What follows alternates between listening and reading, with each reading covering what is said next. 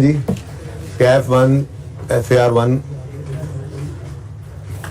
जरा IS 8 की books open कर लें। IS 8 के प्रैक्टिस क्वेश्चंस हैं, प्लीज पेज नंबर जल्दी से ओपन करें, एक नजर ओवरव्यू ले लें। मेरा दिल कर रहा है आज इनकम एक्सपेंडिचर स्टार्ट कर दें। अच्छा ठीक है, 380 पेज पे आए जरा। प्रैक्टिस क्वेश्चन 1 हमने किया था, पेज 380 प्रैक्टिस क्वेश्चन 1 हमने किया था। प्रैक्टिस क्वेश्चन 2, 3, 4 आसान से क्वेश्चंस हैं, मैंने ये नहीं करवाए थे, ठीक है। अब आपको एक्स्ट्रा प्रैक्टिस के तौर पे ये करने हैं, ठीक है जी। तो आज आपका होमवर्क है प्रैक्टिस क्वेश्चन 2 और प्रैक्टिस क्वेश्चन 3 और 4, ठीक है जी। ये आपने आज करने हैं। होमवर्क में IAS 8 प्रैक्टिस सेट 2, 3 और 4, ठीक है। छोटे छोटे क्वेश्चन हैं, इतना टाइम नहीं लगेगा, आधे घंटे में ये होमवर्क हो जाएगा, ठीक है जी।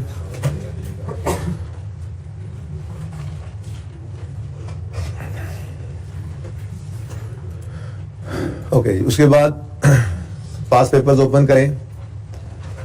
पास पेपर्स हैं पेज 392 पे। पास पेपर 1 पाक क्वेश्चन लिमिटेड मैंने आपको खुद करवा दिया था। चांद पेंट्स पास पेपर 2 ये भी खुद ही करवा दिया था, लेकिन आपने उसको फिर कंप्लीट किया था जस्ट, ठीक है जी। नोट बनाया था, सही बन गया था, कोई मसला तो नहीं आया था। ओके, पास पेपर 3 आपको टेस्ट में दिया था बिल्कुल शुरू में, और इसको भी मैंने आपके साथ सॉल्व कर लिया था, ठीक है। क्वेश्चन बैंक ओपन कर लें। क्वेश्चन बैंक के अंदर वंडर लिमिटेड हमने कर लिया था, मोहानी क्वेश्चन बैंक 2, 3 इसका नोट कर लिया था, 4 और 5 देख लेंगे किसी वक्त, मैं आपको दे दूंगा होमवर्क में। और क्वेश्चन बैंक 6 आपके होमवर्क में था जो अभी तक डिस्कस नहीं हुआ, इसको डिस्कस करना अभी बाकी है, ठीक है। बाकी इसके सारे MCQs हमने कर लिए थे, ठीक है। तो IS 8 कंप्लीट ही है तकरीबन, इसको मैं अभी डिस्कस करने लगा हूँ, ठीक है। उसके बाद कैश फ्लो पे जाते हैं। कैश फ्लो के अंदर यूनिवर्सल लिमिटेड में बच्चों को डिबेंचर्स वाली एडजस्टमेंट में मसला आ रहा था। असल में वो है तो IFRS 9 का पार्ट वो एडजस्टमेंट, लेकिन फिर भी चूंकि सवाल के अंदर मौजूद है तो मैं आप लोगों को करवा देता हूँ, ठीक है। और उसके बाद जालिब वाला सवाल आप लोगों ने घर पे किया होगा होमवर्क में, उसका सोल्यूशन मैं आप लोगों के साथ आज शेयर कर दूंगा। और आज MCQs उसके भी हम कर लेते हैं जितने हो सके, ठीक है। फिर कल नया टॉपिक शुरू कर देंगे, आज फिर इन चीज़ों को पूरा कर लेते हैं। कल टेस्ट के अंदर IS 8 भी हो सकता है, कैश फ्लो भी हो सकती है, सब कुछ हो सकता है जी, आपने जो आज तक पढ़ा हुआ है, ठीक है ना। प्रोबेबली IS 8 का ही कुछ सवाल होगा, ठीक है। और कैश फ्लो का भी हो सकता है, थोड़ा लेंथी टेस्ट बन सकता है, मतलब कि आप 45 मिनट्स तक एक्सपेक्ट कर सकते हैं। वैसे कोशिश मेरी होगी कि 30 मिनट्स तक का ही टेस्ट हो, तो दोनों में से कोई एक, क्योंकि मैंने ऐसा तो किया नहीं है कि IS 8 पुराना कर दिया, बल्कि IS 7 मुझे लग रहा है पुराना फील हो रहा है, क्योंकि हम पिछले 2 दिन से जरा IS 8 पे ज़्यादा ही टाइम लगा रहे थे, ठीक है। अच्छा जी, रिक्वायरमेंट क्या थी इस सवाल की, जरा चलें यही कर लेते हैं। आसिफ इंजीनियरिंग रिक्वायरमेंट है स्टेटमेंट ऑफ फाइनेंशियल पोजीशन बनाओ, कंप्रीहेंसिव इनकम बनाओ और चेंजेस इन इक्विटी बना दो, ठीक है जी। Following information has been taken from the financial statements of Asif Engineering for the year ended 31 December 15। उन्होंने फिर हमें ये ऑडिटेड और ड्राफ्ट, और 15 में खड़े हैं ना इस वक्त, तो 15 ड्राफ्ट है, बाकी दोनों ऑडिटेड है, ठीक है। अब हमारा प्रैक्टिस सेट 1 फिर आ गया सामने। हम 3 में खड़े थे, 3 और 2 की इनकम स्टेटमेंट गिवन थी, 3, 2 और 1 की बैलेंस शीट गिवन थी, और हमने statement of change in equity बनाने के लिए इस 120 की रिटेन अर्निंग को यूज किया था, और इन दोनों को फिर इग्नोर किया था। हमारे पास इन इक्विटी से ये बैलेंसेस खुद निकल आए थे, ठीक है। फिर जब हम क्वेश्चन नंबर 1 क्वेश्चन बैंक में गए वंडर लिमिटेड, तो वहां पे भी ये मिसिंग था, हमने रिटेन अर्निंग से लेजर बना के उसको निकाल दिया था। मोहानी वाले सवाल पे गए क्वेश्चन बैंक 2, वहां पे भी ये फिगर गालिबन मिसिंग थी, तो हमने वहां पे भी रिटेन अर्निंग से लेजर बनाया था और ये बैलेंस निकाल लिया था। बातें कुछ याद आ रही हैं, ठीक है। अब आज वाला सवाल देखते हैं। हम खड़े हैं 15 में, और अल्हम्दुलिल्लाह ये 101 जो स्टेटमेंट इक्विटी के स्टार्ट के ऊपर में चाहिए होता है, ये अवेलेबल है, हमें इसको निकालने की जरूरत भी नहीं पड़ेगी।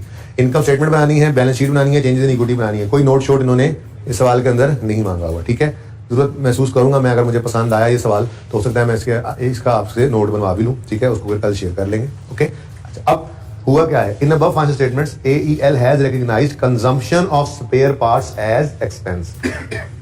स्पेयर पार्ट्स जैसे बड़ी बड़ी मिलें होती हैं, ठीक है, बड़े बड़े प्लांट्स लगे होते हैं, उनमें उनके स्पेयर पार्ट्स भी फिर बड़े बड़े ही होते हैं जी। मोटर खराब हो गई, उन्होंने मोटरें रखी होती हैं, प्रोडक्शन प्रोसेस थोड़े रोक सकते हैं, ठीक है, वो मोटर जो है वो चेंज कर दी, स्पेयर पार्ट है, ठीक है जी। तो वो कह रहे हैं कि स्पेयर पार्ट्स को उनकी पॉलिसी थी कि वो एक्सपेंस आउट किया करते थे। जब आप कंज्यूम कर लेते थे ना, कोई भी आपने स्पेयर पार्ट लगाया, ठीक है, अब स्पेयर पार्ट्स की वैल्यू ज्यादा भी हो सकती है, कम भी हो सकती है, स्पेयर पार्ट्स की लाइफ ज्यादा भी हो सकती है, कम भी हो सकती है। जैसे मैंने मोटर की एग्जांपल दी, एक मोटर आपने जो लगाई हो सकता है वो 2-3-4 साल चलती रहे, जबकि जो दूसरी चीजें होती हैं इनकी वैल्यू बहुत कम हो, या हो सकता है लाइफ बहुत कम हो कि जी एक फिल्टर लगाते हैं हम, या एक वॉशर लगाते हैं, या एक नट लगाते हैं, ये हर 6 महीने बाद बदलना पड़ता है, होती है ना इस किस्म की चीजें। तो स्पेयर पार्ट्स तो दोनों तरह के ही हो सकते हैं, ठीक है ना, किसी भी एक प्लांट के साथ जुड़े हुए स्पेयर पार्ट्स तो कई तरह के हो सकते हैं, ज्यादा वैल्यू वाला, कम वैल्यू वाला, ज्यादा लाइफ वाला, कम लाइफ वाला, ठीक है ना। अब उन्होंने कंजम्पशन ऑफ स्पेयर पार्ट को as an expense in financial statements के अंदर लिया हुआ है, ठीक है। यानी ये स्टोर्स एंड स्पेयर्स जो उनके पास आ रहे हैं, ये बेसिकली वही है जैसे मैं आपको कहा करता था कि जैसे ऑफिस सप्लाईज हैं, बैठ जाया करो यार जल्दी प्लीज, जैसे ऑफिस सप्लाईज हैं, ऑफिस सप्लाईज, स्टेशनरी वगैरह, ये क्या है जी, एक एक्सपेंस ही है। ओपनिंग में कुछ स्टॉक पड़ा है, कुछ क्लोजिंग में पड़ा है, जो यूज नहीं हुई थी साल के स्टार्ट में ओपनिंग स्टॉक था, जो साल के एंड पे स्टेशनरी ऑफिस सप्लाईज यूज नहीं हुई, वो साल के एंड पे स्टॉक पड़ा हुआ है। जो नई स्टेशनरी खरीदी थी, स्टेशनरी डेबिट कैश क्रेडिट, और जो कंज्यूम हो गई उसको हमने एक्सपेंस कह के प्रॉफिट एंड लॉस में फेंक दिया। तो ये स्टोर्स एंड स्पेयर्स के बारे में भी वो कुछ ऐसी ही रूटीन रखते आ रहे हैं। स्टोर्स एंड स्पेयर्स को भी उन्होंने यही काम उन्होंने रखा हुआ है कि ओपनिंग स्टॉक में इतने स्टोर स्पेयर्स पड़े हुए थे, स्पेयर पार्ट्स स्टोर के अंदर पड़े हुए थे, ठीक है, मजीद जो खरीदे होंगे कैश, ठीक है, और जो कंज्यूम हो गए वो एक्सपेंस प्रॉफिट एंड लॉस में, स्टोर स्पेयर्स कंज्यूम, और जो क्लोजिंग डेट पर बचे पड़े हैं वो स्टॉक।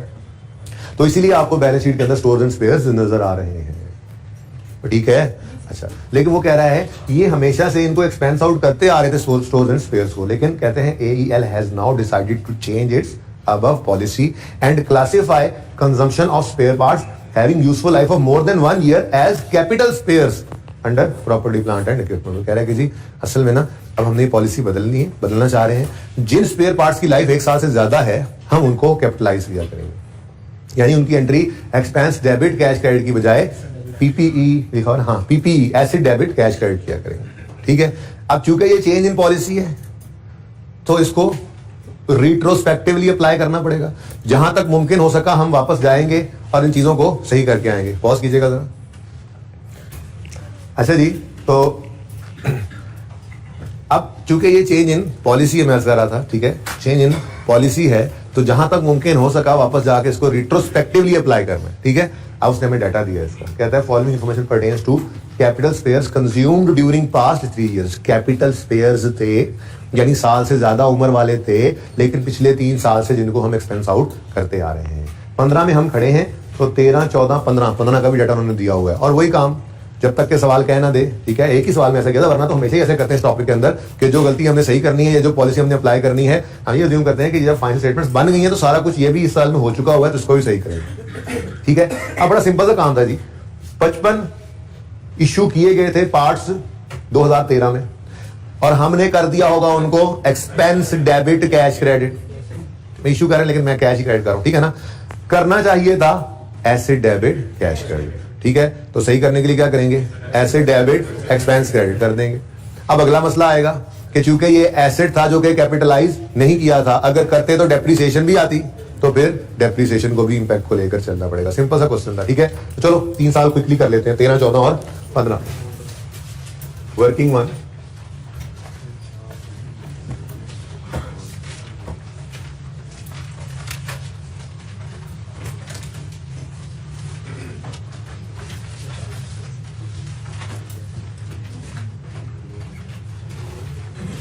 तेरह, 14 और 15।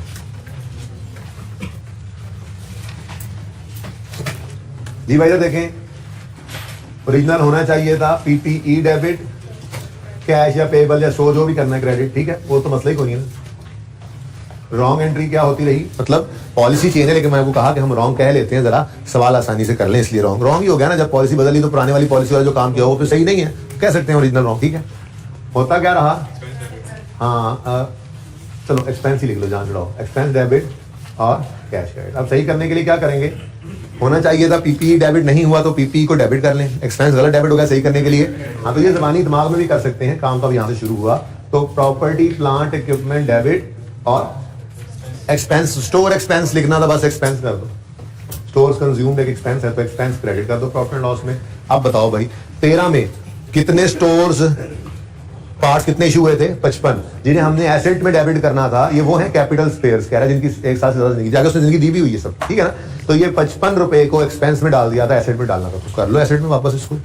55 से पीपीई डेबिट और एक्सपेंस क्रेडिट, ठीक हो गया। एक बार ये एक्सपेंस वाला सारा मामला कर देते हैं।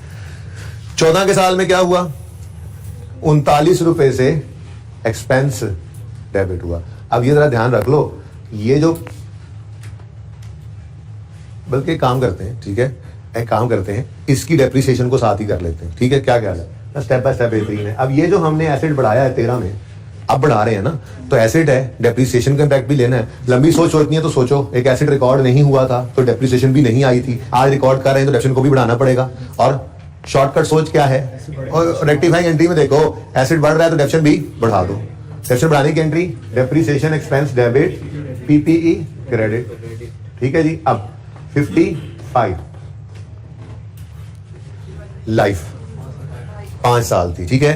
ड्यूरिंग द पास्ट 3 years, कोई डेट नहीं बताई किस दिन कैपिटलाइज किया है, तो हम डेट ना गिवन तो साल का पहला दिन अज्यूम कर लेते थे, बस वही एडिशन को वही उसूल का डिवाइड बाय 5, कितना आ गया 11 से depreciation expense debit PPE credit. लेकिन मसला क्या है, मसला ये है कि ये वाली एंट्री दोबारा इस साल में, ये वाली एंट्री 55 की नहीं होनी, ठीक है ना, वो बाद में लिख लेते हैं दूसरी जो होनी है, लेकिन ये गलती तो चलती रही। Depreciation expense debit PPE credit, क्या ख्याल है, सही है। Depreciation expense debit PPE credit 5 साल जिंदगी वाला था ना, तो ये इंपैक्ट आ गया इसका टोटल, ठीक है, यहां तक को मसला। अब आए 14 वाले साल में, 14 वाले साल में भी 39 का एक्सपेंस बनाया है, इसको भी एसेट में डालना था, ठीक है। अब ये वाली एंट्री दोबारा नहीं आई, बात समझ रहे हो। हाँ, अब अगले साल का अलग से एक एडिशन आ गया ना, ठीक है, तो उसको भी हमने एंटर करने, बात समझ आ रही है। तो फिर इस साल के अंदर एंट्री हुई पीपीई डेबिट, मैंने पहले क्रॉस लगा के फिर इसको दोबारा लिखा है कि ये ना समझना कि ये दोबारा आ रही है। फिक्स एसेट की गलती एक बार होती है, वो सही हो गया, डेप्रिसिएशन फिर कॉन्टिन्यूसली चलती है। ये नहीं कह रहा कि हर साल ये 55 ही एक्सपेंस आउट करते थे, नहीं, 55 एक बार एक्सपेंस आउट हो गया था, उस साल में जाकर उसको एसेट बना लिया, अल्लाह खैर सल्लाह। अब डेप्रिसिएशन ने हर साल पे चलना है, ठीक है। तो पीपीई डेबिट एक्सपेंस क्रेडिट 39 से, अब इसका डेप्रिसिएशन इंपैक्ट यहां से ऑनवर्ड शुरू होगा, ठीक है। वैसे तो मेरा ब्लू मार्कर ना एडजस्टमेंट वाला है, लेकिन आपको समझ ना आए, इस वजह से परेशानी ना हो, तो मैं ये दूसरे साल वाली एडजस्टमेंट को ब्लू से कर देता हूँ, सिर्फ आप लोगों के लिए, वरना मैं ब्लू मार्कर को आपको पता यूज नहीं करता एडजस्टमेंट के अलावा, ठीक है। हाँ जी, तो क्या कर लो भाई, पीपीई डेबिट और एक्सपेंस, वो जो कंजम्पशन आपने रिकॉर्ड कर ली थी उसको क्रेडिट कर दो, ठीक है, कितने से 39 से। अब इसकी डेप्रिसिएशन का इंपैक्ट लेना है, तो एसेट बढ़ रहा है, डेप्रिसिएशन को भी बढ़ा दो, तो डेप्रिसिएशन एक्सपेंस डेबिट और क्यूमुलेटिव क्रेडिट कर लो, या बेहतर क्या था मैंने आपको बताया था पीपी क्रेडिट कर लो। अब इस 39 को लिखो यहां पर, इसकी लाइफ कितनी थी 3 years डिवाइडेड बाय 3, क्या आंसर आता है 13। लेकिन ये तो फिक्स एसेट है, बना गया जो, तो अगले साल भी इसका इंपैक्ट आएगा। Depreciation expense debit PPE credit 13 से। उम्मीद है बात समझ आ रही होगी, ठीक है। अब ये एंट्री दोबारा नहीं हुई, ठीक है, लेकिन अब रिस्टेटेड वाला मार्कर भी बाहर आ गया। आज 15 के साल में 44 एक और वही फिगर थी, ठीक है, जो एक्सपेंस आउट हो गई थी, तो उसे एसेट बनाना है, तो ये अलग से नई एंट्री है, पीपीई डेबिट और एक्सपेंस क्रेडिट, कितने से जी 44 से, ठीक है जी। अब इसकी डेप्रिसिएशन का इंपैक्ट लेना है आपने, तो डेप्रिसिएशन एक्सपेंस, एसेट बढ़ रहा है ना, डेप्रिसिएशन को भी बढ़ा लो, डेप्रिसिएशन बढ़ाने की entry, depreciation expense debit accumulative depreciation credit कर दो या एसेट क्रेडिट कर दो, कितने से 11 से। क्यों, क्योंकि इसकी लाइफ भी 4 years गिवन है, तो 44 डिवाइडेड बाय 4, ठीक हो गया जी। कैसी लगी है एडजस्टमेंट, एंजॉयड?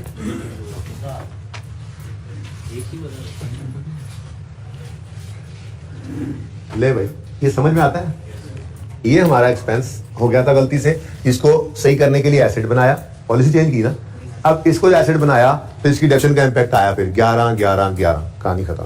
ठीक है, ये एसेट दोबारा सही नहीं करना था, लेकिन अगले साल में भी कुछ कंज्यूम कर लिए थे, एक्सपेंस आउट कर दिए थे स्टोर्स, वो भी 1 साल से ज्यादा लाइफ वाले थे, वो उन्होंने बताया 39 हैं। तो फिर अगले साल के अंदर ये जो हमने एंट्री की थी एक्सपेंस डेबिट कैश क्रेडिट होनी चाहिए थी, पीपीई डेबिट कैश, अगर चेंज पॉलिसी होती तो पीपीई डेबिट कैश क्रेडिट, तो फिर हम पीपीई डेबिट एक्सपेंस क्रेडिट कर लेंगे दूसरे साल वाले से।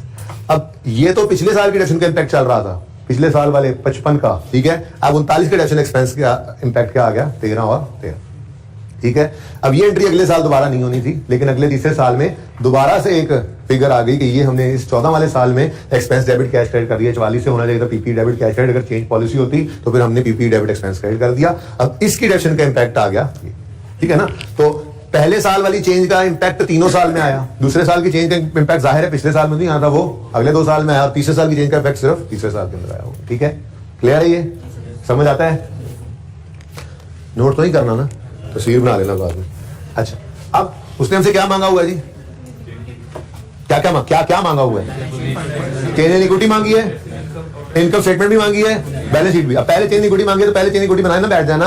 आपको पता है हम अगर तीनों चीजें, उसने इनकम स्टेटमेंट भी मांग ली है हमसे, बैलेंस शीट भी मांग ली, चेंज इन इक्विटी भी मांग ली, तो तरतीब हमारी क्या है, पहले इनकम स्टेटमेंट, फिर चेंज इन इक्विटी, फिर बैलेंस शीट। क्योंकि इनकम स्टेटमेंट में प्रॉफिट सही हो जाएंगे वो चेंज इन इक्विटी में यूज हो जाएंगे, चेंज इन इक्विटी में रिटेन अर्निंग सही निकल आएंगी वो बैलेंस शीट में यूज हो जाएगी। तो जब तीनों चीजें ही मांगी हुई हैं तो फिर तरतीब से चलो, फायदा हो। ठीक है, तो Asif engineering limited statement of comprehensive income बोला हुआ उसने, लेकिन होंगे तो एक्सट्रैक्ट्स ही भाई।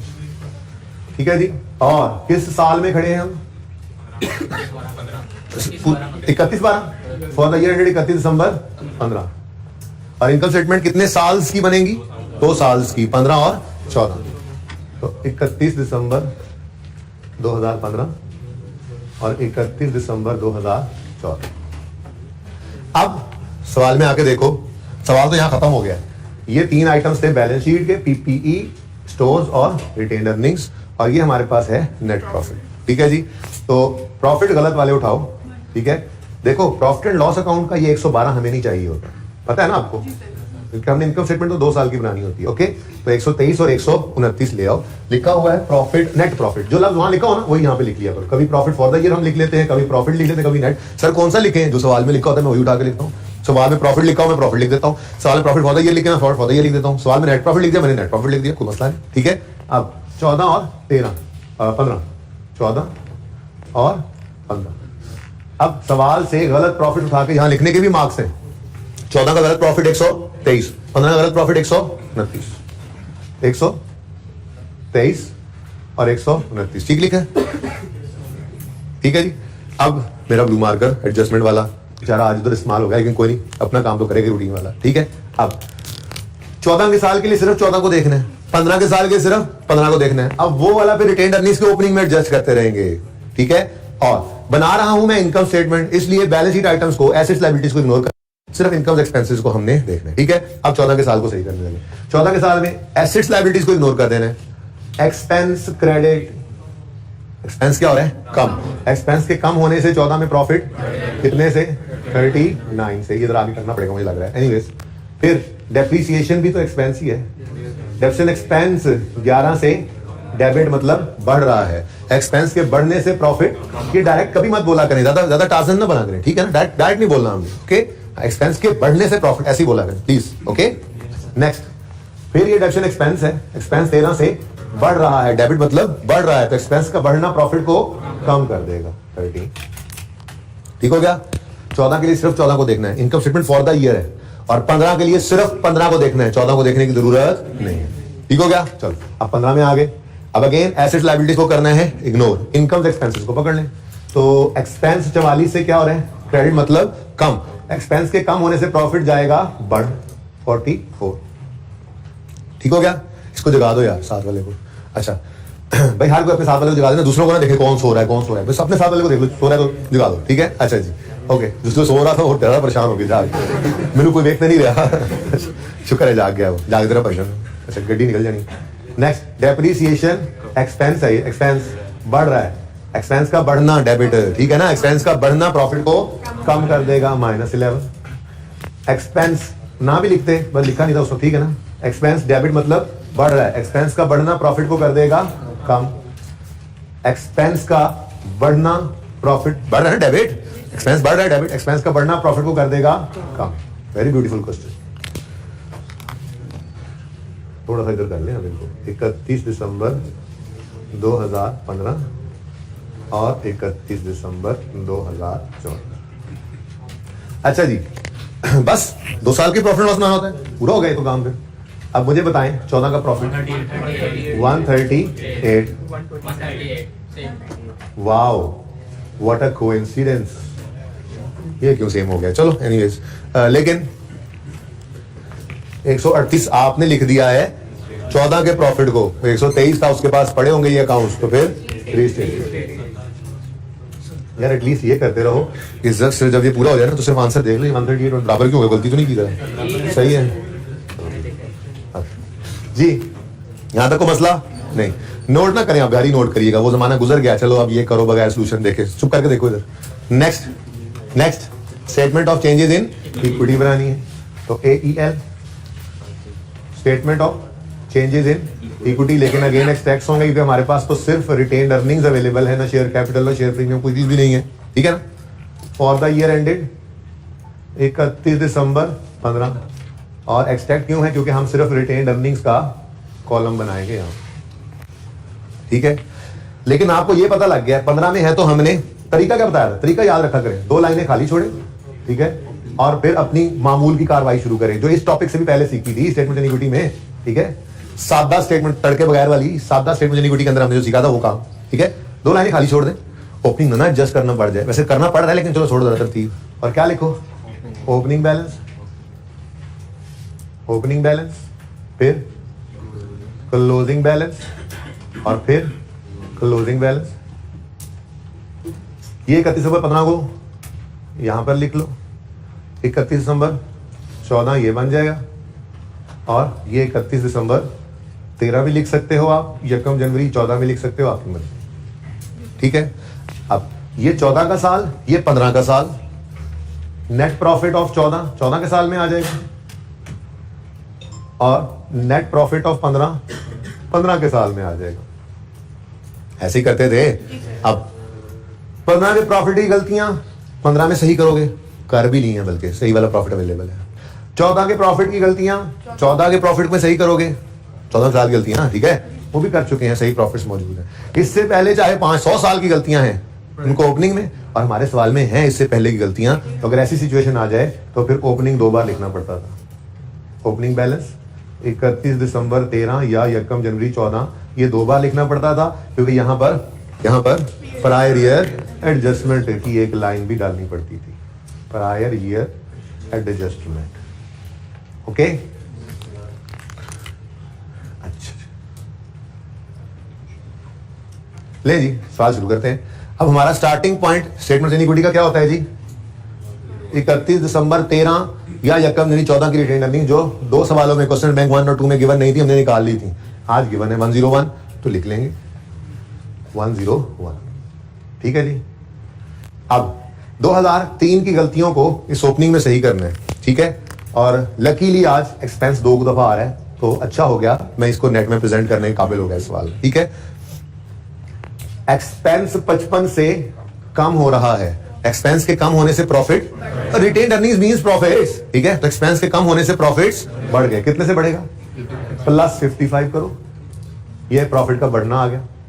सिर्फ अकेला 55 था ना, आगे एक्सपेंस फिर भी हिट हो रहा है, ठीक है। और नेक्स्ट एंट्री में डेप्शन एक्सपेंस 11 से बढ़ गया, एक्सपेंस के बढ़ने से प्रॉफिट 11 से कम हो गया। अब नेट में बताओ तो प्रॉफिट क्या हो रहा है? बढ़ रहा है, कितने से? 44 से प्रॉफिट को बढ़ा लो, ये प्रायर ईयर एडजस्टमेंट आ गई, ठीक है जी। अब ये कितना हो गया? 145। लेकिन आपको इसके साथ रीस्टेटेड लिखना पड़ेगा, क्योंकि अभी अभी आप देख के आए हो, उसके पास जो ऑडिटेड फाइनेंशियल स्टेटमेंट गई हुई हैं उनमें रिटेन्ड अर्निंग्स का ये बैलेंस 101 था, तो आपने ऐसे इसको कहा कि जी ये बैलेंस जो है वो रीस्टेटेड है, ठीक है। 145, ठीक हो गया जी। उसके बाद तो कहानी खत्म हो गई, ठीक है। सही वाला प्रॉफिट होना का ऑलरेडी निकला हुआ है 138, लेकिन ये भी चेंज्ड है, वहां जैसे रीस्टेटेड लिखा, इसके लिए यहां पे भी रीस्टेटेड लिखो, रीस्टेटेड, ठीक है जी।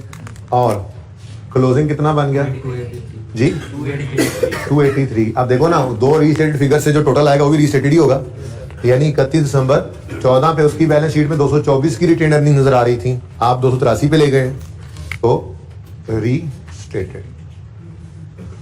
ठीक है जी, सही है।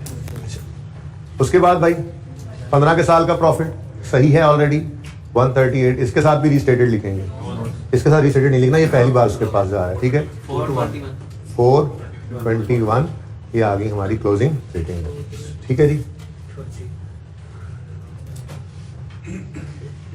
कैसा लगा सवाल? फिर बड़ा प्यारा सवाल था, तो इसलिए सोचा करवाई हूं।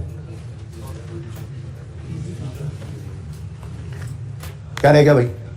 Balance sheet, AEL, statement of financial position, again these are extracts for the year, sorry as on, ये एज ऑन बनती है 31 दिसंबर 15। ये 3 साल की बनानी पड़ती है जी, 13, 14 और 15।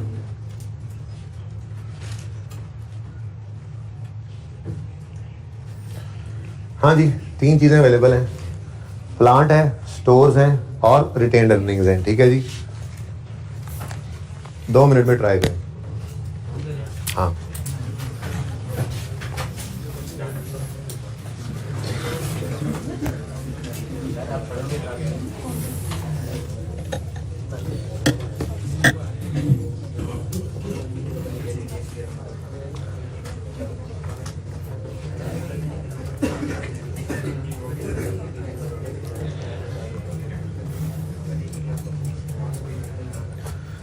कल शायद इनकम एक्सपेंडिचर शुरू कर दें, शायद रेशियो शुरू कर दें, शायद EPS शुरू कर दें, 3 ही रहते हैं, तीनों में से कोई एक शुरू हो जाए। अभी कैसे डिसाइड करूं? सारा कुछ ही वॉल्यूम 2 में, तुम्हें क्या तकलीफ है?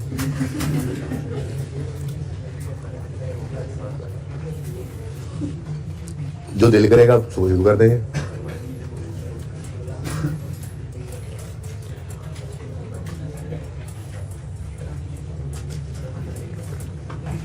शायद इनकम एंड एक्सपेंडिचर ही शुरू करें, शायद EPS शुरू कर दें, रेशियोस को एंड पे रख लेते हैं। चलो 2 में से कोई एक शुरू करेंगे। ठीक,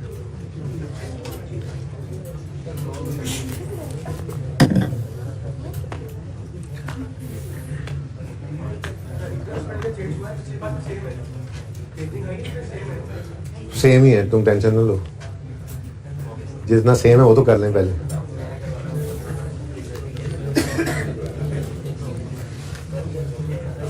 भाई रिटेन्ड अर्निंग्स तो रेडीली अवेलेबल थी, PPE पे आपने थोड़ी सी मेहनत की और स्टोर्स पे की, बनाने की जरूरत नहीं है, सोल्यूशन से ही देख लें बस।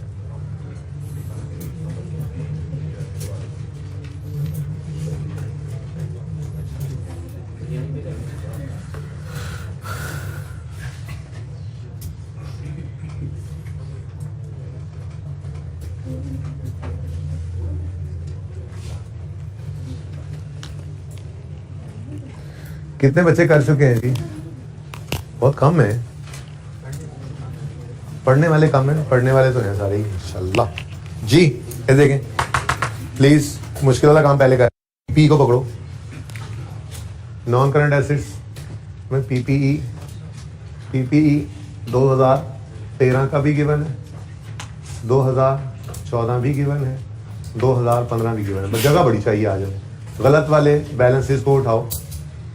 हाँ, 2013 में बस कर दो, अब कर लिया जो करना था आपने, बस कर दो। ये देखो अब जब शुरू कर दिया मैंने तो 2105 2105, 14 में 2402 2402 2430। ठीक है जी, अब ब्लू मार्कर बाहर आ गया और 13 के लिए फिलहाल सिर्फ 13 को ही देख सकते हैं क्योंकि उससे पीछे कोई साल है नहीं। ठीक है, अब 13 में आए तो PPE 55 से बढ़ा और 11 से कम हुआ, क्योंकि PPE का डेबिट होना मतलब PPE का बढ़ना है ना, एसेट डेबिट मतलब बढ़ गया, तो PPE 55 से बढ़ा 55 और पीपीई क्रेडिट 11 से हमें भाई ये एक ही फ्रेम में लगा हुआ है ना सारा, ठीक है। वैसे यहाँ से लगा लें, यहाँ से, ये थोड़ी सी जगह छोड़ सकते हैं, यहाँ से लगा लें जी। पीपीई 55 से डेबिट मतलब बढ़ गया और पीपीई 11 से क्रेडिट मतलब कम हो गया, -11, ठीक है। अब आपको ये समझाया हुआ है कि 14 का साल शुरू करने से पहले, यानी उसको देखने से भी पहले 13 को एज इट इज लिख लिया करो। तो 55 और 11 तो सबसे पहले लिखो ना। अब बढ़ते हैं इस तरफ। 14 में पीपीई 39 से डेबिट मतलब बढ़ा +39 और 11 से क्रेडिट मतलब माइनस कम हुआ और 13 से क्रेडिट मतलब माइनस कम हुआ। तो पीपीई -11 और -13, ठीक हो गया। अगली बात, 15 का साल देखने से भी पहले 14 तक एज इट इज जो हुआ पड़ा है वो लिख लो। -11 +39 -11 -13, हो गया ये काम। अब आओ 15 की तरफ। 44 से पीपीई डेबिट हुआ +44, जरा इधर आ जाएगा माजरा, ठीक है। फिर नहीं, -11 -13 -11, ठीक है ना, तीनों माइनस हो रहे हैं। तो भाई कह रहे हैं, चलो मान लेते हैं भाई की, ठीक है। -11 -13 -11, ये 44 से लेके ये अगले 4 पता है ना 15 के साल के, ओके जी। तो बताएं जी 13 का 22149 2461 और 2498। कैलकुलेशन चेक कर ली थी ना। अब इसमें 15 को तो कुछ मत कहो, 13 और 14 को रीस्टेट किया आपने, तो रीस्टेटेड और रीस्टेटेड।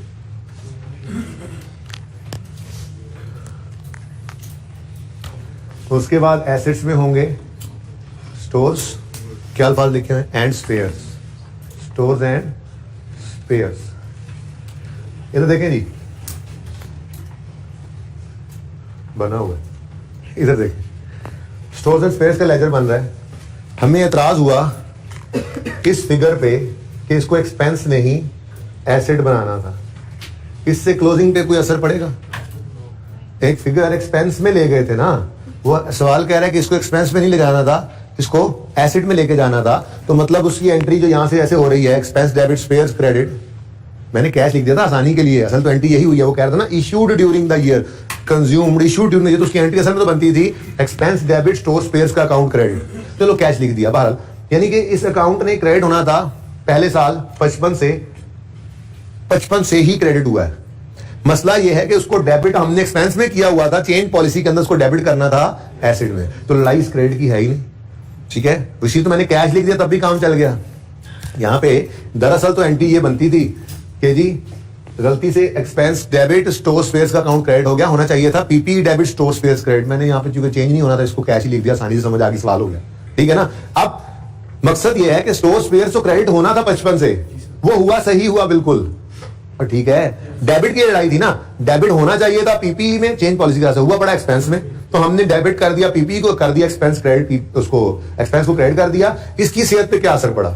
इसकी सेहत पे कोई असर नहीं पड़ा। ये 55 यहां से निकलना ही निकलना था, जाना किधर था, लड़ाई इसकी थी। इसका मतलब जो स्टोर्स एंड स्पेयर्स का बैलेंस उसने दिया हुआ है क्लोजिंग, उसकी सेहत पे कोई असर नहीं था। ये 73, 80 और 70 ये बिल्कुल ऐसे ही रहेंगे। बताओ इसमें कोई मसला होगा? ये बात समझ आई है? किसको समझ नहीं आई? आसान खिलाना कोई जी। तो स्टोर्स एंड स्पेयर्स बताओ जी 13 का 70 80 और 70 की एलिटीज आ जाएंगी। क्लियर है ये बात? ठीक है ना। क्लोजिंग पे असर तब पड़ता है जब वो कोई गड़बड़ होती है उसके अंदर जिससे क्लोजिंग निकला हुआ है। ऐसी कोई गड़बड़ नहीं हुई, बस एक्सपेंस में फेंक दिया था इसको, इसके बजाय एसेट में फेंकना था। निकलना 55 नहीं था इस साल में, अगले साल में 44 ने 39 ने जो भी लिखे हुए, ठीक है ना। तो वो फिगर सही निकली है, तो क्लोजिंग बैलेंस ही निकाला होगा, वो सही निकला होगा, ठीक है ना। सही है। चल, और अगला है जी रिटेन अर्निंग्स, और ये हमें अपनी रिक्वायरमेंट से मिल जाएगी 145 283 421, ठीक है। तो मेरे ख्याल में रिक्वायरमेंट तो पूरी हो गई है। अगर आप नोट बनाना चाहो तो ये चेंज इन अकाउंटिंग पॉलिसी का नोट है, बनाया जा सकता है, कोई मुश्किल नहीं है, ठीक है। आप आइटम्स अफेक्टिंग एसओसीआई के अंदर क्या लोगे? एक्सपेंस और डेप्रिसिएशन अलग अलग, फिर एक्सपेंस डेप्शन डेप्शन, एक्सपेंस डेप्शन डेप्शन डेप्शन, ठीक है, और फिर इम्पैक्ट लोगे उसका प्रॉफिट पे, ठीक है विकास। ये सोल्यूशन हमने इनको बना के कल देना है क्योंकि मैं होमवर्क में दे रहा हूँ इनको, ठीक है। आपने चेंज इन अकाउंटिंग पॉलिसी का आसिफ इंजीनियरिंग का नोट बना के आना है, AEL, ठीक है जी, notes to the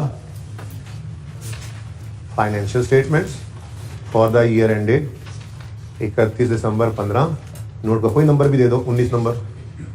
change in accounting policy हुई है, उसके बाद सवाल वाली अंग्रेजी, items affecting the effect of change on relevant line items is as follows, items affecting SOCI, items affecting SOFP, ठीक है।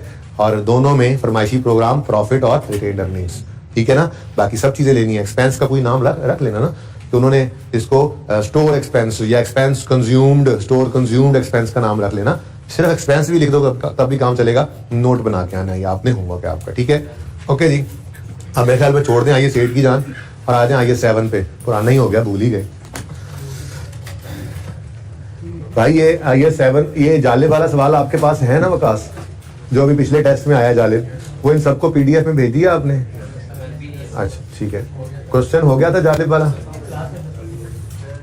मैंने बता दी थी, वैसे मैं देख लेता हूँ फिर।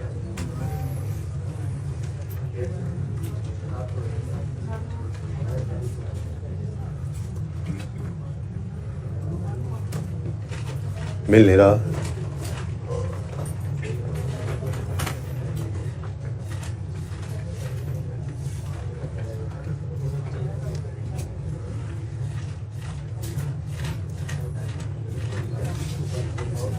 जी। जालिब इंडस्ट्रीज में एक दो अहबाब फरमा रहे हैं कि लास्ट एडजस्टमेंट डिविडेंड वाली में भी मसला हो रहा है। मेरा नहीं ख्याल होना चाहिए था, लेकिन कोई बात नहीं, मसला तो मसला होता है। इधर देखें, तो हम कैसे देखें,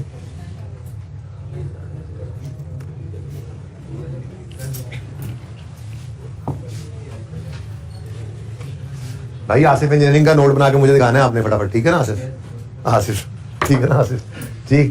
भाई साहब हम इस वक्त कैश फ्लो बना रहे हैं 2015 की, ठीक है। 2015 वो साल जो 1 जनवरी 15 को शुरू हुआ होगा और 31 दिसंबर 15 पे खत्म हुआ होगा।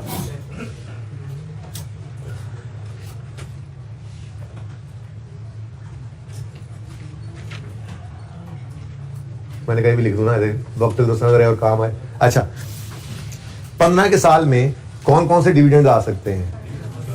फाइनल ऑफ 14 इन 15 आता था और इंटरिम ऑफ 15 इन 15 आता होता है, ठीक है जी। अब इस सवाल के अंदर कंपनी का सिर्फ फाइनल डिविडेंड दिया उन्होंने, ठीक है। तो वो कह रहा है ऑन 15 जनवरी 16, यहां कहीं खड़े होकर कह रहा है जी, company declared final dividend for the year ended 31 December 15। 15 का फाइनल तो होता ही 16 में है, तो इस 7.5 को काट दो। अब ये जो ब्रैकेट में 14 के साथ 35 लिखा होता है ना, इसका मतलब ये होता है कि बाकी सारी बात वैसे ही है, सिर्फ ये डेट जो है वो मतलब 16 की बजाय 15 है, जो भी डेट गिवन होती है। यानी कि वो क्या कह रहा है, ये final dividend for the year ended 15 7.5 था, तो वो कह रहा है यही final dividend for the year ended 14 35 था। अब हम 15 के साल में खड़े हैं, तो इसमें फाइनल ऑफ 14 आया करता है, फाइनल ऑफ 15 तो 16 में जाता है, ठीक है। तो हमने 7.5 को इग्नोर कर दिया था। ये 35% ये हमारी स्टेटमेंट ऑफ, बल्कि रिटेन्ड अर्निंग्स का लेजर बना रहे थे, ठीक है। हमने रिटेन्ड अर्निंग्स के लेजर के अंदर कैश डिविडेंड है, कौन सा डिविडेंड है जी, कैसे पता लगा कैश है, लिखा हुआ, ठीक है। तो कैश डिविडेंड तो रिटेन्ड अर्निंग्स के कॉलम में डिविडेंड पेएबल, ये जो भी आपका कैपिटल का लेटेस्ट बैलेंस होना था ना, उस पर मल्टीप्लाइड बाय 35% करके आपने ये एंट्री करनी है, ठीक है। कितने से 35%। तो डिविडेंड पेएबल के लेजर से फिर पेड निकल के आना था, जो व्हाटएवर नेक्स्ट। ऐसे ही वो कहता है एंड ऑन 15 जनवरी कहानी चल रही थी ना, company declared final dividend for the year 15, कौन सा वाला, बोनस 12.5 कौन सा है, 7.5 उन्होंने दिया था कैश डिविडेंड और 12.5 बोनस डिविडेंड है, बोनस ईयर्स। तो ये भी 15 का फाइनल है, इसको इग्नोर करना था। हाँ 14 वाले फाइनल को लेना था, लेकिन वो था ही कुछ नहीं, 0%, ठीक है। ये आपकी एडजस्टमेंट। और कोई मसला इस सवाल में जी? जी बिल्कुल, ओपनिंग पे और शेयर कैपिटल के ओपनिंग पे लगना था। लेट मी देख किधर गया ये? Issue subscribed and paid up capital 300 है ना, तो यहाँ पे 300 इंटू 35%, ठीक है। और जी सवाल में कोई सवाल? ग्रेचुटी,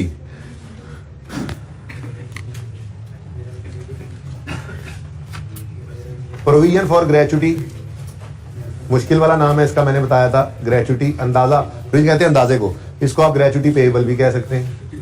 जो सवाल में लिखा हो बात एक ही है, मतलब एक ही है। मैंने इसलिए ग्रेचुटी प्रोविजन फॉर ग्रेचुटी लिख दिया कि सवाल में कहीं प्रोविजन फॉर ग्रेचुटी लिखा हो तो आप परेशान ना हो जाए। मींस ग्रेचुटी पेएबल, ठीक है। सवाल के अंदर ग्रेचुटी पेएबल का लफ्ज था। 27.5 ओपनिंग है 27.5 और क्लोजिंग है 38.6। ये वो बच्चे सवाल कर रहे हैं जिन्होंने सवाल को किया है। कितने बच्चे जाले वाला सवाल घर से करके आए हैं? वाह, आधे से ज्यादा बच्चे। ट्राई क्या, अब इसमें ट्राई क्या, सोल्यूशन नहीं मौजूद था। ट्राई वाला सवाल भी दफा हो गया, सोल्यूशन नहीं है यार, कह रहे हैं बच्चों को दिया ही नहीं। अभी सेंड करो सोल्यूशन, अभी अभी अभी अभी अभी अभी बिल्कुल अभी। अच्छा सुने प्लीज प्लीज, जी वो कर देता हूँ, वो आज करूंगा, ठीक है जी, क्योंकि उनको आज ये लेक्चर जाना है, उसके साथ सोल्यूशन जी मैं भी कर देता हूँ। अच्छा जी, वो मैंने कर दिया था भाई, उनको अपलोड कर दिया था, आपको नहीं अवेलेबल किया, कर ले। ओके सुने प्लीज प्लीज, ओपनिंग क्लोजिंग आ गया पेएबल, इसको जगा दो। और अब आते हैं एडजस्टमेंट पे। ये एडजस्टमेंट है, provision for gratuity made during the year. Provision कहते हैं अंदाजा, ग्रेचुटी का अंदाजा मेड ड्यूरिंग द ईयर या पेड ड्यूरिंग द ईयर।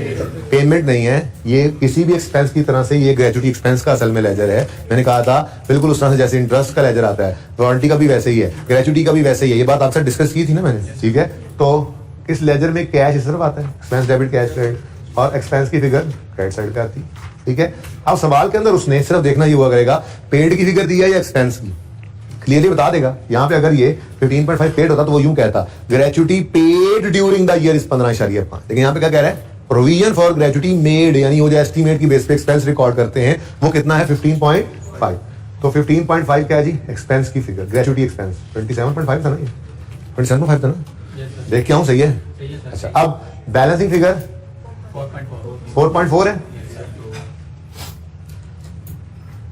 तो ये एक्सपेंस प्रॉफिट की फिगर तक आते आते माइनस हो चुका होता है, ऐड बैक करना होता है। लेकिन मसला क्या था, ये डायरेक्ट मेथड था, इसलिए प्रॉफिट तो शुरू नहीं किया था, इसको ऐड नहीं किया होता, उधर ऐड नहीं करते। लेकिन ये ग्रेचुटी पेड माइनस हो जाती है। अब ये तो बात हो गई, बात समझ में भी आती थी, लेकिन एक मसला तो और था ना। वो मसला क्या था, डायरेक्ट मेथड में भी एक्सपेंस का कंसोलिडेटेड लेजर तो बनता है, बोलो, जिसमें एक्सपेंसेस नजर आते हैं। अब जब आप ऊपर जाकर देखते हैं तो आपको एक्सपेंसेस के इस लिस्ट के अंदर या तो कॉस्ट ऑफ सेल नजर आता है, या ऑपरेटिंग एक्सपेंसेस आते हैं, या फाइनेंशियल चार्जेस आते हैं, या लॉस ऑन एसेट है।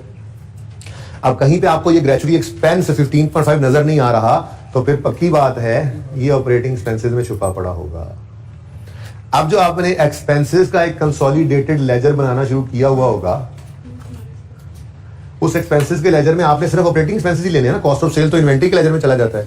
तो ये जो आपने फिगर उठानी थी, किधर गई 554, ये 554 जो यहां पर लिखते होते हैं आप, पता है ना आपको, ठीक है। इसमें से आपने ये 15.5 माइनस करना था क्योंकि ये नॉन कैश है।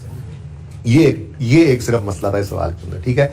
जैसे कि आपने यहां से डेप्रिसिएशन माइनस करनी होती है, जैसे इसमें पड़ा हो अगर लॉस हो के पड़ा नहीं, अगर पड़ा होता लॉस ऑन डिस्पोजल माइनस करते हैं, जैसे इसमें इंपेयरमेंट देखा था हमने पड़ी हो तो माइनस करते हैं, बिल्कुल वैसे ही ये ग्रेचुटी एक्सपेंस माइनस करें। ग्रेचुटी पेड लेना था, वो हमने ले लिया, ऑपरेटिंग एक्टिविटीज में जो है वो डाउन, ठीक है, सही हो गया।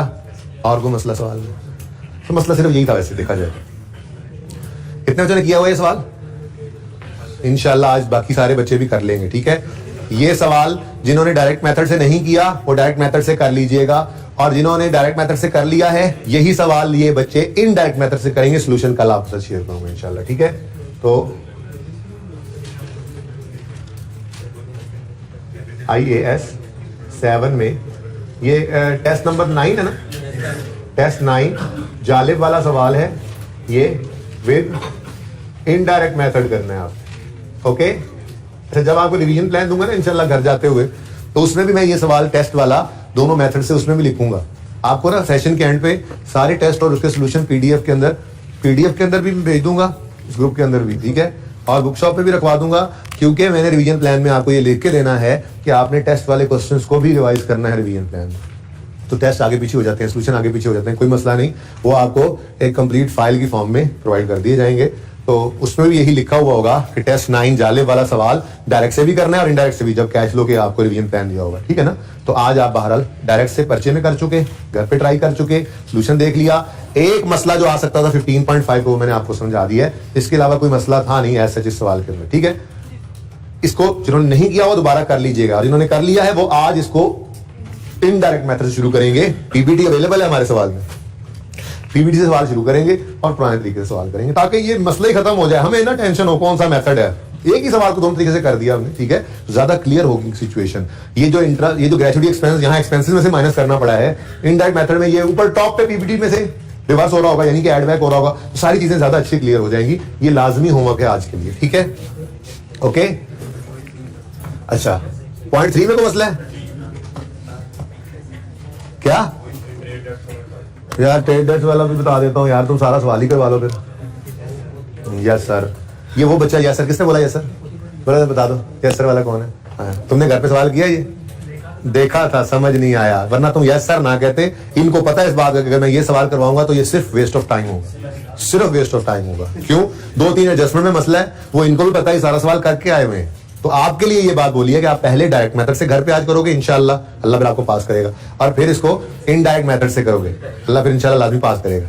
हमने दुआ करूंगा ना। अच्छा जी, करोगे ना फिर आज? हाँ, यस सर वाले वही होते हैं जो, क्योंकि बेटा देखें ये सब बच्चे जो अटेम्प्ट करके उन्हें पता है इस सवाल में इतनी जान है नहीं 2-3 एडजस्टमेंट्स के अलावा, तो यहाँ पर पूरा क्लास में सवाल करने का मतलब ये कुछ अच्छा जो हमने सीख लेना था अब वो नहीं सीखा जाएगा, टाइम तो गुजरता जा रहा है, ठीक है। तो घर पे ट्राई करना, मैं एडजस्टमेंट डिस्कस करता हूँ। किस किस को मसला है जी बैड डेट वाली एडजस्टमेंट में? देखें, adjustment bad and doubtful debt वाली बिल्कुल वैसे ही जैसे मैंने यूनिवर्सल में समझाई थी। अगर आप सवाल कर रहे हैं डायरेक्ट मेथड से तो आपको डेटर के लेजर की जरूरत है, और डेटर का लेजर हमेशा ग्रॉस पे बनता है, नेट पे बन ही नहीं सकता, और प्रोविजन को अलग रखना पड़ता है। हमने इनडायरेक्ट मेथड में रूल बनाया था, बैड डेट रिटर्न ऑफ को इग्नोर करो, प्रोविजन को डेटर में से नेट करो, और नेट डेटर को यूज करो वर्किंग कैपिटल में। जब डायरेक्ट मेथड में आया था तो मैंने कहा था नहीं, ये सब कुछ नहीं कर सकते, आपने ये दोनों लेजर्स बनाने, और डेटर का लेजर ग्रॉस पे बनता है, ठीक है। अब अगर आप बैलेंस शीट को देखें तो बैलेंस शीट के अंदर आपको डेटर्स नजर आ रहे हैं, आ रहे नजर, ट्रेड डेट्स, ठीक है, लेकिन कहीं पे प्रोविजन नजर नहीं आ रही। अब अगर तो सवाल के अंदर प्रोविजन फॉर डाउटफुल डेट कहीं दे दिया उसने कि रेट है, मेंटेन करते हैं, तो फिर फंस गए। फिर पता लग गया आपको कि डेटर्स अगर प्रोविजन है और बैलेंस शीट में नजर नहीं आ रही, जो कि नजर भी नहीं आती होती, ठीक है, तो फिर मतलब डेटर्स क्या पड़े हुए हैं? नेट। हमें इनको ग्रॉस करना पड़ेगा, क्योंकि डायरेक्ट मेथड में तो हमें लेजर बनाना जरूरी है, ठीक है।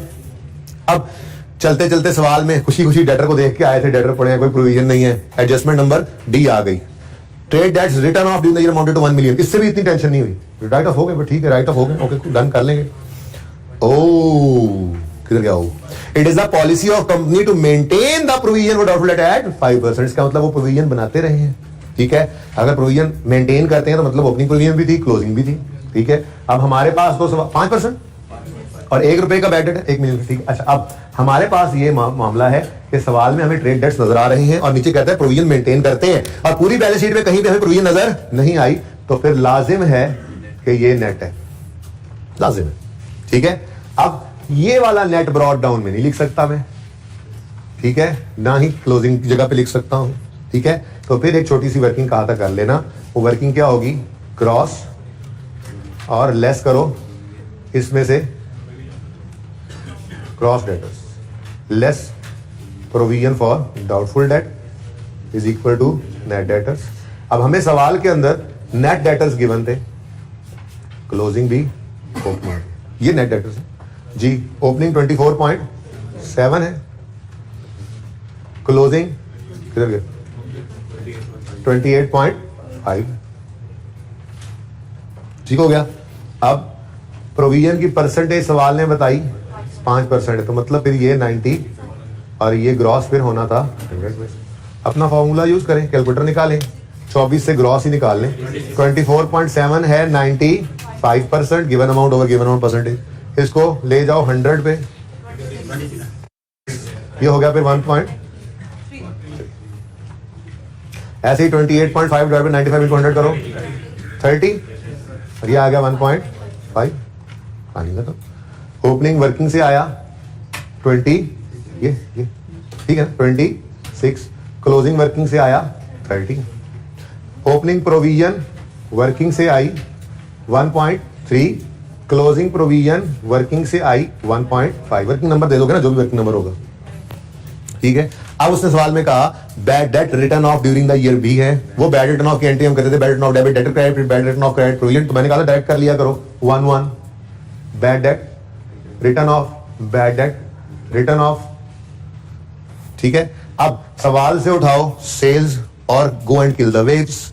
सेल्स है जी कितनी 25।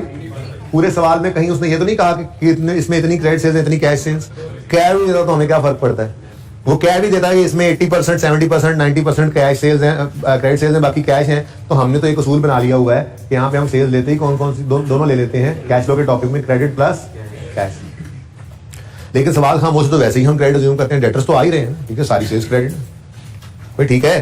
तो यहां से आपके पास कैश की फिगर आनी है, cash paid to, cash receive from customers, ठीक है, सही है, क्लियर है। अब कितने बच्चों ने ये घर पे ऐसे कर लिया था? ओके 15-20 बच्चों ने कर लिया था। कितने बच्चों को अब समझ आ गया है?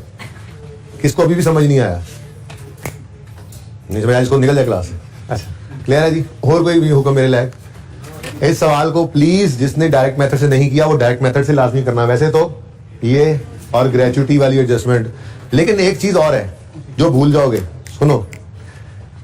इसको अगर आप बैलेंस एक्सपेंस बैलेंसिंग निकालो कितना आता है? आपको ये 1.2 भी इनकम स्टेटमेंट में कहीं नजर नहीं आया, तो ये भी वही फिगर है जो यहां से माइनस होनी है, -1.2। क्यों? प्रॉफिट लॉस में एक्सपेंस गया है ना, नॉन कैश है, नॉन कैश है, बैड एक्सपेंस कहीं पे नजर नहीं आ रहा। अगर ये इस 554 में पड़ा रह गया, वेरी वेरी इंपॉर्टेंट 2 थिंग्स नहीं आई। देखो हमने अच्छा डेप्रिसिएशन भी निकाल ही दो यार, अब क्या बस रह गया? डेप्रिसिएशन 27,7 की है, जिसमें से कॉस्ट ऑफ सेल को 60% गई है, तो 60% तो कॉस्ट ऑफ सेल में चली गई ना, हमें फिलहाल 40% से कर्ज है। इधर कितनी बनती है? कोई एक दस दो, 27,7 का 11.08, ठीक है जी। ये क्या है? 11.08। अच्छा देखो डेप्रिसिएशन और इंपेयरमेंट, ये मैंने जो सवाल करवाया था उसके अंदर आ गई थी, याद है ना, ठीक है। आज ग्रेचुइटी एक्सपेंस और बैड एंड डाउटफुल डेट भी, बैड एक्सपेंस भी आ गया। और क्या हो सकता है? लॉस उसने वैसे अलग रखा हुआ है, मैक्सिमम हो सकता था कि लॉस ऑन डिस्पोजल भी इसमें पड़ा होता, तो वो भी माइनस कर देते, ठीक है। फेयर वैल्यू लॉस पड़ा होता इन्वेस्टमेंट प्रॉपर्टी का, माइनस कर देते। तो अब थोड़ा सा तो इन दोनों सवालों को इकट्ठा करना बहुत जरूरी है, मतलब इस एक सवाल को दोनों तरह से करना बहुत जरूरी है, ठीक है ना, क्योंकि ये सारी चीजें यहां पे एक्सपेंस की फिगर निकालने के लिए आप माइनस कर रहे हैं, माइनस माइनस माइनस, ठीक है। अब जब आप डायरेक्ट मेथड से इनडायरेक्ट मेथड मूव करोगे तो ये डेप्रिसिएशन ऐड बैक होती नजर आएगी टोटल की, टोटली सारी प्रॉफिट में, ठीक है। और ये 15.5 एक्सपेंस ऐड बैक होता नजर आएगा, और ये प्रोविजन नहीं नजर आई। क्यों? क्योंकि इनडायरेक्ट के अंदर हम बैड रिटर्न ऑफ को इग्नोर करते हैं, प्रोविजन को नेट करके नेट डेटर्स को ले लेते हैं, अल्लाह खैर अल्लाह, ये वहां पे नजर नहीं आएगा, ठीक है। मेरे ख्याल में ये 3 ही एडजस्टमेंट। जरा सोल्यूशन देखना भाई विकास, मैं खुद देख देता हूं आपको, मेरे पास है ना सोल्यूशन जी।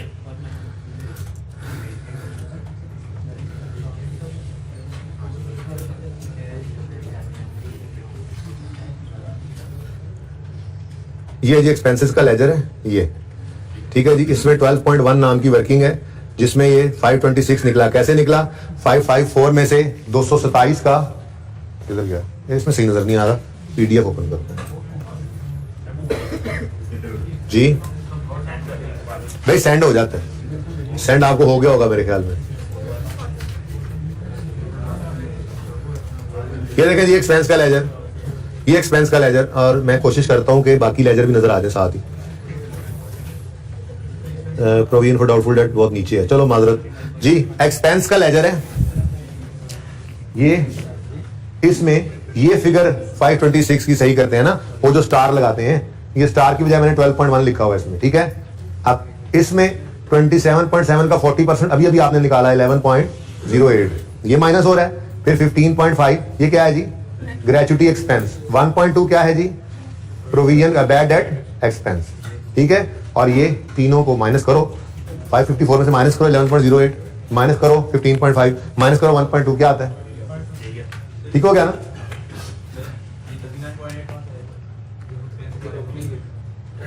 ये बेटा वर्किंग से आया है, ये ओपनिंग बैलेंस है ना। Opening balance pre paid accrual and pre payment में गालिबन एडवांस टैक्स पड़ा था। जब उसको माइनस किया था तो मैंने वो कल बताया था, ये तो बात मैं कल बता गया था कि एडवांस टैक्स को माइनस कर लेना। देख लेते हैं यार, ये देखो एक्रूवल देन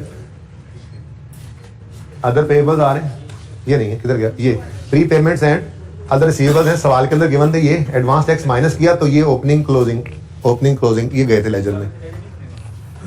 अलग से लेजर इसका बनेगा ना टैक्स का। ये जो वर्किंग कैपिटल में जाता था ये एक्सपेंसेस के लेजर में जाएगा ना भाई। सारे एक्रूवल प्री पेमेंट्स कहां जाते थे? सही है, समझ आ गई है? चलो कोई नहीं, खैर ये अभी क्लास में बैठे बैठे चीजें समझ आ गई, टेस्ट था ना भाई, ठीक है। और जी और बस, अब इसमें कोई मसला नहीं है। अच्छा अब मैं तो ये कहता हूं कि थोड़ी हिम्मत करो। सुनो इधर इधर देखो, इधर देखो, इधर देखो। फिलहाल इसकी माफी देता हूं, ठीक है। आपने आसिफ इंजीनियरिंग का नोट बनाना है और जाले वाले को इनडायरेक्ट और डायरेक्ट दोनों से करना है एक ही सीटिंग में बैठ के। मैं दोनों ही सॉल्यूशन इंशाल्लाह आज शाम तक आपके साथ शेयर, अल्लाह करे दूसरा मेरे पास हो डायरेक्ट मेथड वाला, तो अगर मौजूद हो पिछली बार वाला तो शेयर कर दूंगा, वरना फिर देखूंगा, ठीक है ना। लेकिन इसका तो आ ही गया होगा आपको। बहरहाल ये दोनों आप इस एक सवाल को ना इन दोनों मेथड से कर लें, इंशाल्लाह फिर मार्क नहीं पड़ने वाली आपको इस टॉपिक के अंदर। आप 70-80% मार्क्स इंशाल्लाह ले लेंगे जिस मर्जी मेथड से वो पूछ ले, ठीक है ना। तो 70-80% काफी होते हैं, एब्सोल्यूट तो कोई भी नहीं कह सकता कि 100% हो जाएगा, वो तो फिर अल्लाह ही जानते हैं, ठीक है ना। तो 70-80% मार्क्स हो जाएंगे। और अगर लग गई तो रोजी, ना लगी तो रोजा, क्या मतलब कभी कभी 20% भी हो जाते हैं, सही हो जाए सवाल। बहरहाल ये आपने करना है। आगे बढ़ते हैं जी अब। अच्छा जी, जरा आप आ जाए यूनिवर्सल लिमिटेड, एक एडजस्टमेंट उसमें बाकी थी, उसको भी देख लें। ये उधार सुधार पूरे हो रहे हैं। ये सवाल कभी कर लेना दोनों मेथड से, ओए मेरा दिल गार्डन हो जाएगा, ठीक है। और इंशाल्लाह आपको बहुत फायदा होगा, ठीक है ना।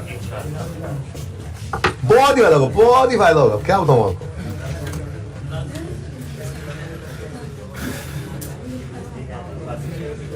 अच्छा भाई देखो, प्लीज बात सुनो। जो डिबेंचर्स हैं उनका इशू करना, ये लोन होता है, इतना तो बताया था ना IS 2 में, IS 23 में, कि लोन नोट्स या डिबेंचर्स क्या होते हैं, किसी से पैसे लेकर उसको एक पर्चे पे लिख के दे देते हैं। जैसे शेयर 10 रुपए का होता है ना, फेस वैल्यू 10 रुपए, तो हम 10 रुपए लेके शेयर पकड़ा देते हैं, बंदे को ओनरशिप दे दी।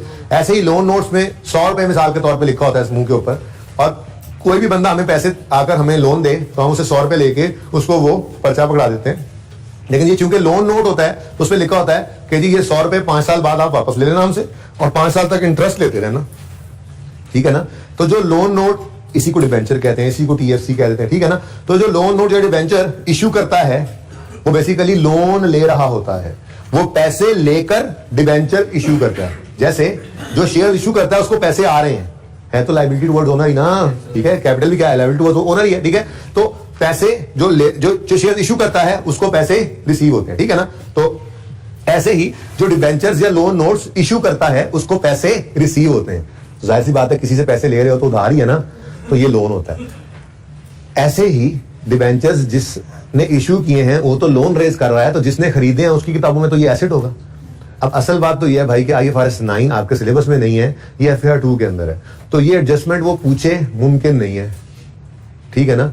कि डिबेंचर्स को रिडीम कर दिया हमने, मतलब रिडीम का मतलब ये होता है कि वो बंदे आए, ठीक है, जिनको लोन नोट्स इशू करते रहते हैं मुख्तलिफ औकात में, ठीक है। तो कुछ साल पहले किए थे, कुछ 4 साल पहले किए थे, कुछ 5 साल पहले किए थे इशू, तो सबको वो लोन नोट्स दिए हुए थे। अब जिनका टाइम पूरा हो गया, मेच्योरिटी का टाइम आ गया, वो अपने पैसे वापस लेने आ गए, ठीक है ना।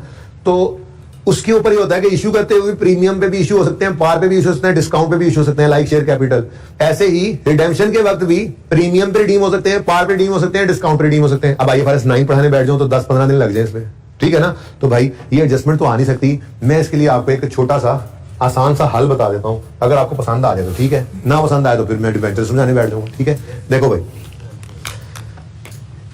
एंट्री है परचेजेज डेबिट, क्रेडिटर्स क्रेडिट। कोई मसला, मिसाल के तौर पे 2000 रुपए से परचेजेज डेबिट, क्रेडिटर क्रेडिट किया, ठीक है। अब ये होता क्या है हम 2000 रुपए की चीजें ले लेते हैं उधार पे, लाइबिलिटी है? बोलो। अच्छा, अब मैं कहता हूं नहीं, हमने चीजें नहीं ली, हमने तो कैश लिया था किसी से, कैश डेबिट। और इस लोन का नाम लोन फ्रॉम बैंक नहीं था, इसका नाम था डिबेंचर्स, ठीक है? अच्छा, अब थोड़ी देर के लिए दोबारा भूल जाओ कि ये कैश डेबिट और डिबेंचर क्रेडिट हुआ है। ये कब होता है वैसे? जब लोन रेज करते हैं, जब लोन आपने परचेज डेबिट क्रेडिट क्रेडिट किया था, उधार पे 2000 रुपए की चीजें खरीदी थी, पैसे वापस करने की बारी आई, आप पैसे वापस करने गए, तो आप पैसे वापस करने जा नहीं रहे थे, तो उसने कहा आ जाओ पैसे वापस दे दो, 2000 तुमने देना है, 1800 दे दो, 200 तुम्हें माफ। क्या कहते थे इसको? डिस्काउंट रिसीव्ड इनकम कहते थे। एंट्री क्या हुआ करती थी? क्रेडिटर डेबिट कितने से? 2000 पूरे से ना, 2000 से। और बैंक क्रेडिट या कैश क्रेडिट कितने से? 1800 से। और कहते थे 200 रुपए हमारी इनकम हो गई, डिस्काउंट रिसीव्ड इनकम 200। अब मसला सिर्फ ये है कि यहां पे क्रेडिटर नहीं है, यहां पे डिबेंचर्स है। ओके, तो ये जुगाड़, ये छोटा सा गुजारा कर लो, सबको नजर आ रहा है?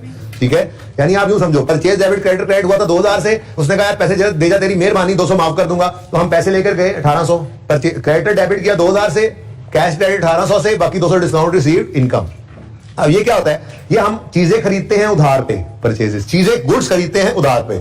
यहां पे गुड्स नहीं थी, डिबेंचर्स इशू किए थे, तो कैश लिया था, ठीक है ना? तो डिबेंचर्स, कैश आया उन लोगों से, cash debit, liability credit, liability का नाम है डिबेंचर, लोन नोट भी हो सकता था। Cash debit, loan note, debenture, liability क्या हो गई? क्रेडिट। और ठीक है, अब जब रिडेम्पशन की बारी आई, जब हमने उनको पैसे देने थे, हम पैसे नहीं दे रहे थे, उन्होंने कहा प्लीज वास्ता जे दे दो सानू, 200 तो माफ किया, सानू 1800 से दे दो। हमने कहा ये पकड़ो 1800, ठीक है ना? तो ये एंट्री होगी debenture debit, cash credit, discount received income credit. अब इस सवाल के ऊपर अगर अप्लाई करें तो इस सवाल के अंदर डिबेंचर्स आपके लायबिलिटी के अंदर आ रहे थे ना? मैं डिबेंचर्स पेएबल लिख देता हूं आपकी तसल्ली के लिए, जरा लायबिलिटी डिबेंचर पेएबल यहां पे भी लिख सकते हो आप, जो ठीक है ना? अब सवाल के अंदर डिबेंचर्स लायबिलिटी साइड में नजर आ रहे हैं। ओपनिंग कितने हैं? 20000। क्लोजिंग कितने हैं?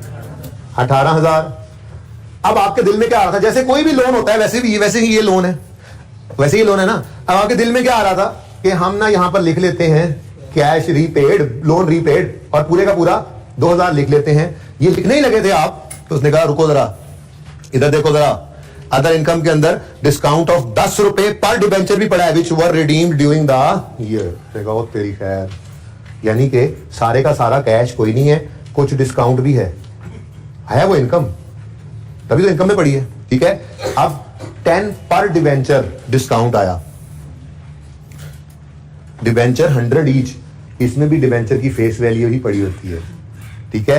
तो अगर 2000 रुपए के डिबेंचर रीपे हुए हैं ना, ठीक है, तो मतलब ये एंट्री बनी है, डिबेंचर 2000 रुपए के हो गए ना डेबिट, ठीक है? इसमें से ये हर एक डिबेंचर अगर 100 रुपए का, तो कितना बनेगा मिसाल के तौर पे? 2000 है? नहीं 200 होंगे। अच्छा 100 है, सॉरी जी। 20 डिबेंचर्स 100 रुपए वाले हमने रीपे किए, लेकिन 20 डिबेंचर्स में हर एक के बदले में दिए कितने? 90 रुपए। बाकी 20 का क्या है? 10। लेकिन इतनी तफसील की जरूरत ही नहीं थी, वो जो मैंने जुगाड़ समझाया ना आपको, ये काम चल जाना था, ठीक है ना? क्या काम चलना था? डिबेंचर तो 2000 से डेबिट हो रहा है, लेकिन कैश क्रेडिट हो रहा है 1800 से, बाकी तो 200 कहां पड़ा है? अब ये कंबाइन एंट्री हो गई ना, ये दो अलग अलग एंट्री को मैंने कंबाइन किया हुआ है। ये एंट्री क्या हुई है? Debenture debit cash credit 1800, debenture debit discount received income credit 200। तो जैसे यहां पर करते थे क्रेडिटर के केस में, creditor debit cash credit 1800, creditor debit discount receive income credit 200, बिल्कुल वैसे ही काम चल रहा है, तो ऐसे ही समझ लो, ठीक है ना? बाकी ये जस्ट एक लोन है, वो रीपे हो रहा है, लेकिन वो सारा 2000 आपने कैश आउटफ्लो नहीं लेना था फाइनेंसिंग एक्टिविटी में, 1800 कैश आउटफ्लो लेना था लिखकर डिबेंचर्स। आप डिबेंचर्स रीपेड लिख दो, कोई डिबेंचर पेबल रीपेड ये लिख दो, अगर आपको रिडेम्पशन क्लब पसंद नहीं आता, ठीक है? बहरहाल ये कैश आउटफ्लो है 1800 का, ठीक है? और ये 200 ये कहां जाएगा? ये चूंकि डायरेक्ट मेथड से आप कर रहे हो, ठीक है, तो पीवीडी तो शुरू हुए नहीं हो कि ये अदर इनकम ऐड हो गई है तो लेस करें, तो इसलिए इसको जस्ट आपने इग्नोर कर देना इस सवाल के अंदर। यही सवाल अगर आप इनडायरेक्ट मेथड से कर रहे होते तो पीवीडी से स्टार्ट किया होता, तो ये 200 रुपए उस इनकम में ऐड बैक होकर आया होगा ना, तो उसको लेस करते हैं हम, ठीक है? ये एडजस्टमेंट भी पेंडिंग थी। क्लियर है? ये नोट कर लो इसको और एमसीक्यूज ओपन कर लो।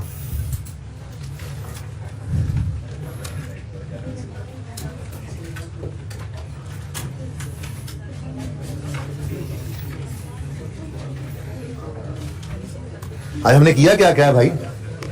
ये तो बता दो किया क्या क्या है। आसिफ इंजीनियरिंग लिमिटेड किया है, टेस्ट 9 जालिब डिस्कस किया है, और क्वेश्चन बैंक 3 की जो एक एडजस्टमेंट आपको समझ नहीं आई थी यूएल वो डिस्कस कर ली है। और अब हम एमसीक्यू नंबर को एक करेंगे। एमसीक्यू भाई ये तस्वीर कहीं मुझे भेजना, मुझे अगली क्लास में भूल जाता है फिर क्या किया जी। कितने एमसीक्यूज तक हम पहुंच गए थे? 15 तक, 16वां भी हो गया था। अच्छा अब जी मैंने आपसे कहा था कि कैश फ्लो के टॉपिक के अंदर मैं नहीं आपको एमसीक्यू सारे करवाऊंगा, क्योंकि आपने करने छोड़ दिए आईएएस 8 के एमसीक्यूज की डिस्कशन को देख के ना यार मैं सारे करा ही देने हैं, छोड़ो बस ठीक है करा ही देने का, पढ़ ही करना है। तो इसलिए मैंने अप्रोच बदल ली। 15 तक मैंने पूछा था जिस एमसीक्यू में मसला है वो पूछ लो, ठीक है। तो जो पूछा बच्चों ने वो बता दिया। एक चांस और देता हूं, 15 तक एमसीक्यूज के अंदर हमने डिस्कस जो किए हैं वो 15वां किया था, 7वां और 8वां किया था। पहला मैंने वैसे ही कर दिया था, फिर मुझे एकदम से ख्याल आया था कि इस तरह से किया तो फिर तो उन्होंने नहीं पढ़ना, ठीक है ना। तो पहला मैंने वैसे ही एक्सीडेंटली कर दिया था। 7वां 8वां और 15वां मैंने डिस्कस किया था यहां तक, बल्कि 16वें तक। किसी को कोई और मसला है इन एमसीक्यूज के अलावा किसी में, वो पूछ ले मुझसे। 15 वाला दोबारा वो कहते हैं जी where are companies financial statements complying with IFRS should you find proceeds of non current assets. बेटा मुझे ये बताएं, पहले आप बताएं कि अगर फिक्स एसेट हम बेचते थे तो डिस्पोजल प्रोसीड, सेल प्रोसीड, जो कैश रिसीव होता है डिस्पोजल पे, वो कहां नजर आया करता है हमारी कैश फ्लो में? इन्वेस्टिंग एक्टिविटीज में, ठीक है।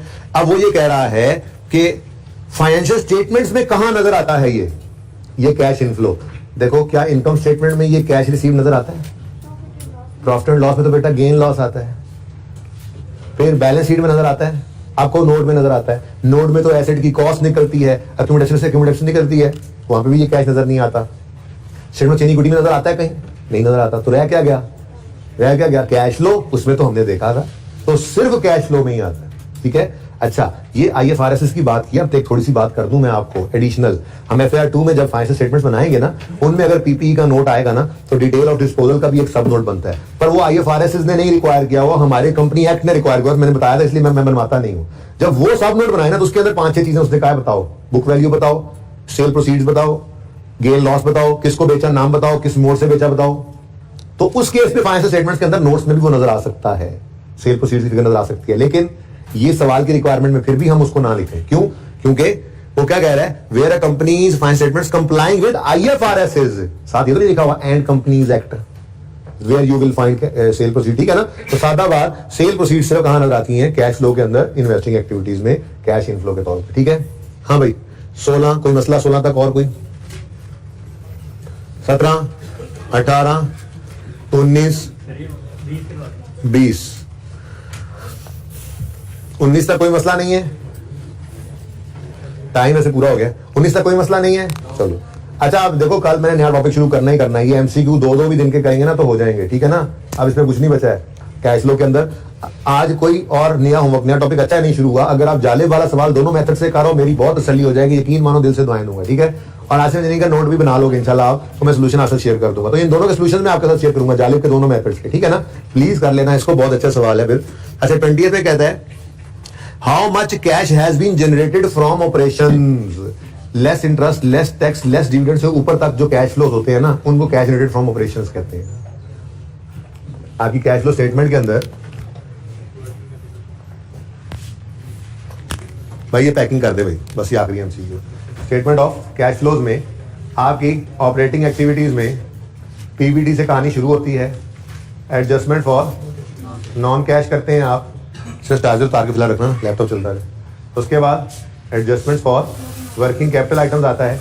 नीचे क्या आता था? Less tax paid, interest paid और डिविडेंड पेड। भाई इससे ना ऊपर ऑपरेशंस होते हैं, मैंने शायद एक आध बार आपको बताया भी था, ठीक है ना। तो आपको अगर वो कैश रिलेटेड फ्रॉम ऑपरेशंस, असल में ना अपने कैश फ्लो वाले टॉपिक की ना जरा पेज 1 ओपन करें, चैप्टर का पेज 1 ओपन करें, पेज 1 इस टॉपिक का। मुझे पेज नंबर भी बताएं, आज तो दिन से खोलोगे भाजन, ये है पेज नंबर है जी 515, पेज 515 पे सब आए। एक फॉर्मेट बना हुआ है इनडायरेक्ट मेथड का, इस फॉर्मेट को 2-4 बार सिर्फ पढ़ लेना। इसमें क्या लिखा हो देखो, PBT adjustment for non cash, फिर operating cash flow before working capital, फिर एडजस्टमेंट ऑफ वर्किंग कैपिटल, फिर कैश जनरेटेड फ्रॉम ऑपरेशंस, फिर लेस पेड। तो ये एक दो बार पढ़ लेना ताकि जहन में रहे। अब उसने हमें क्या कहा, ये कर दो, चार्जर उतार के कर लो, ठीक है जी। उसने हमें क्या कहा कि कैश जनरेटेड फ्रॉम ऑपरेशंस जरा बता दो, ठीक है बता देते हैं। Net cash inflow from financing activity, ये तो यहां पर नहीं आएगा। Net cash outflow from investing activity, नहीं।